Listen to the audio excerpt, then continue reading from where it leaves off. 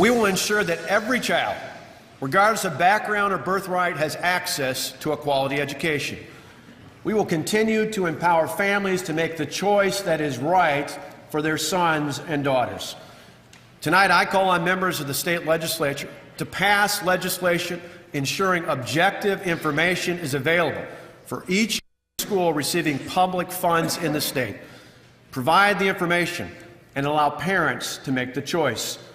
No need for bureaucrats or politicians to make that choice. I trust parents. Rejoined by Miranda Kahn, J.D. Hayworth back with you on America's Forum. Wisconsin Governor Scott Walker delivering his 2015 State of the State address. Now, Governor Walker's been a big supporter of school choice and obviously focused on it in his third campaign for governor last year in Wisconsin. His strong belief in fair and balanced education for all has led his fight for school choice, but of course everyone wants to know, how will this play into his 2016 run for the White House? And based on what we heard from him earlier, he leaves little doubt. Looks like he's going to run. Let's go further in depth now, and we're pleased to be joined by Phillip Stutts. Phillip, a Republican strategist, president of the eponymously named Phillip Stutts and Company, and he's an advocate of school choice. And also hanging in with us from Newsmax Washington, his fellow Republican strategist, Ford O'Connell, who we pressed into a kind of a co-host role here. Phillip, there's Scott Walker with strong feelings about school choice. How big an issue will this be in determining a Republican nominee in 2016? It's going to be a very big issue, I think, on the Republican platform. I think if you look, there are really two governors that have standout records when it comes to educational reform. That would be Scott Walker and Governor Jindal in Louisiana, who will probably, look to run.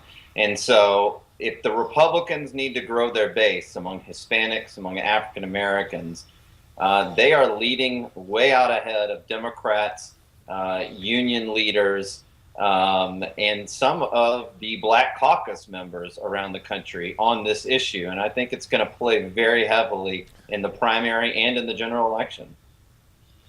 Phillip, the deal here is that 81% of Republicans support school choice, 69% of Americans, heck, even 60% of Democrats. How are the Republicans within at least the primary field going to differentiate themselves using school choice on education? Because pretty much everyone's for school choice on the Republican side. How do we better sell that in that primary and into the general election? Hey, it's a great question. Frankly, it's the governors that are going to run are going to be able to sell it better than anybody else, because they're the ones in the states that are either implementing it or proposing it. If I was to, I've done a lot of work in Louisiana. The governor has an incredible record on school choice. They have 7,600 low-income, mostly African-American kids in the voucher program in the whole state of Louisiana. That's going to grow again this year.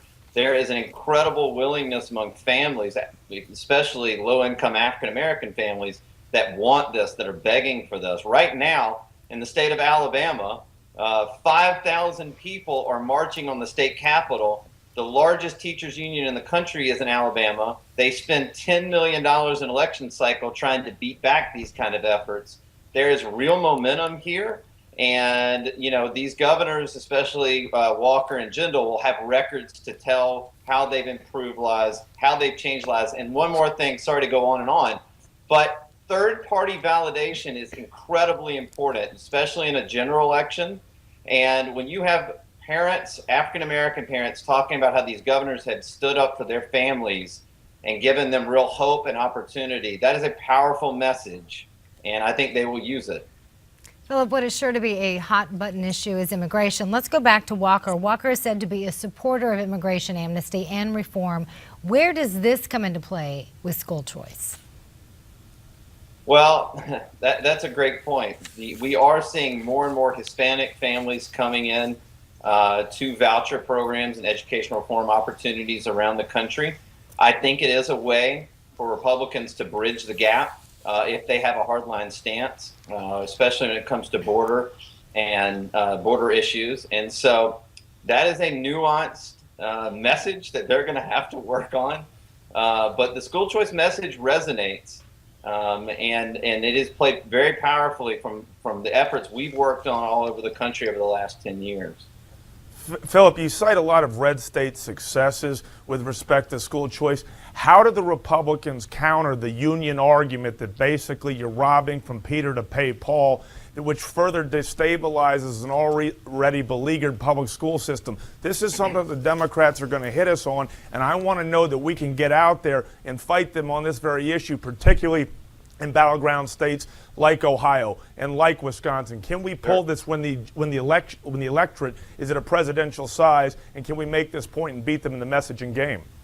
It's a great point, and here's how they do it. If you look at these school choice bills, especially the voucher bills or the scholarship bills, whether it be in Ohio or Wisconsin, these are either revenue neutral or they're saving their government's money. And then you're taking out kids from failing public schools and you're putting them in better schools, private schools. You have more educational opportunity. That message in and of itself, there's an emotional message that you can play here. There's also a fiscal message that you can play here. And so we're a party that's known for our fiscal messages and trying to cut the rate of government.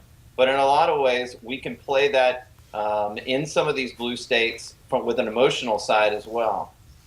Phillip, got to ask you about this. It is National School Choice Week, and I understand there are about 11,000 scheduled events coast to coast for school choice. If parents are interested in this, in the minute that remains, how can they get more information on School Choice Week and on school choice in general? Sure, and my company, we do a lot of work for National School Choice Week. 4 years ago, there were 150 events. This year, 11,082 events. It is incredible the amount of momentum that the country is going towards more education reform. They can go to schoolchoiceweek.com and learn everything about it, find out where their events are. 22 state capitals are having rallies this week. It is an incredibly exciting time. I can only imagine where we're going to be in 2 years, especially as the presidential campaign rolls around. Schoolchoiceweek.com. We've got it. Phillip Stutts, we thank you for your time as you Skype in from Washington. Ford O'Connell, stay right there because you're going to transmogrify into an advocate. Our buddy Rick Unger shows up for a little left-right confrontation, just a friendly discussion. And so that is ahead on what has been a very busy day on America's Forum. It's busy elsewhere, too. As a matter of fact, that's why Miranda is standing by with his Newsmax Now update.